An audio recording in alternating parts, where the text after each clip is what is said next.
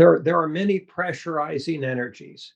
If you had this, if you had a boat or if you had a submarine and you wanted to make sure that the submarine wasn't going to leak, if it was under pressure, you could put it under pressure. And then if it leaked, you'd know you needed to either redesign it or fix it or change its design in some fundamental way. The universe does pressure test us periodically, and through those pressure testings, we evolve and grow. And it doesn't mean that we're required to be inundated with negative energy. It doesn't mean that all those negative energies are formative. They can be, some of them can be destructive, some of them can be evolutionarily formative and constructively pressurizing. It can be challenging to discern between those two.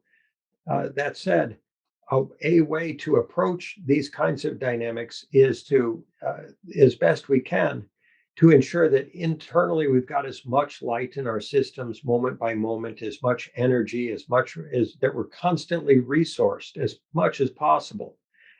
Because from that vantage point, everything becomes far more discernible and thus optimally navigable energetically, relationally, emotionally, and socially.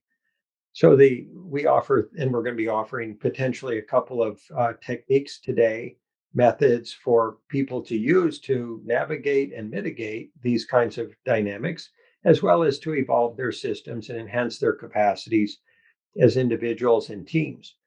So the white light meditation, an incredibly simple meditation, just taking slow, deep breaths of light, prana, direct from spirit, visualizing white light, breathing it into your lungs, visualizing it expanding out from your lungs into all the layers of your aura with each breath, breathing in through your nose, out through your mouth, tip of your tongue pressed to the roof of your mouth, just behind your front teeth, or if you're focused on spiritual evolution specifically, all the way back near the back of your palate. Uh, and of course, don't press your tongue too far back. You don't want to choke. That's it. If you do many breaths, 60 or 70 of these white light breaths, you build up an internal charge, like charging a battery on your cell phone. And breath by breath by breath, the radiance of the light of spirit emanates from your system, and it pushes back and out any and all energies of darkness. In the past, during very challenging times, I might have been required to do 300 or 400 breaths on a difficult day, you might say, of which there were many. And that said, if you just stick with it, and it is a developed discipline, it's even helpful to count your breaths.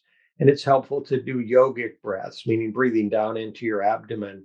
And then at the end of the breath, raising your shoulders to give yourself just a little more room in your lungs to fill your lungs with prana.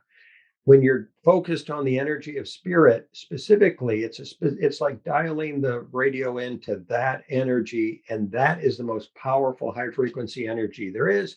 So you're choosing very intentionally to be one with the energy of spirit through every breath. And if you say to yourself, God is energy and God's energy flows through me, or I am one with God, uh, that and hold that intention breath by breath, you raise the energy frequency of your entire system. You create what we might term an internal positive pressure environment. The light pushes out the darkness, any negativity, any stress, any challenge, any worry, anxiety becomes, in essence, and not a part of your reality, experienced reality. And that's one technique and method that is generically effective for so many different things and tends to bring with it empowerment. Of course, mantra, the Chamundaya mantra, the Narasimha Tavadaso Hum mantra is very, very useful because it pushes away and actually it destroys negative energy. That doesn't harm anyone. That said, some of these energies, especially if we're very discerning about energy, they're recognizably destructive in intention, or they want to diminish our personal power. They want to undermine our free will. They want to diminish our capacity to be conscious and discerning. It doesn't make them bad energies. It just means that they're not truly supportive of your dharma in this lifetime, your soul's process.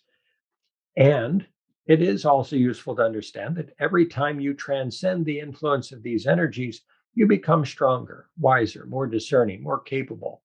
And that is, and that if you attain that new standard of attained capacity and maintain it, it doesn't mean you'll never get blindsided by negative energies. It doesn't mean that you'll always have all the energy you need to counterbalance any negative energies.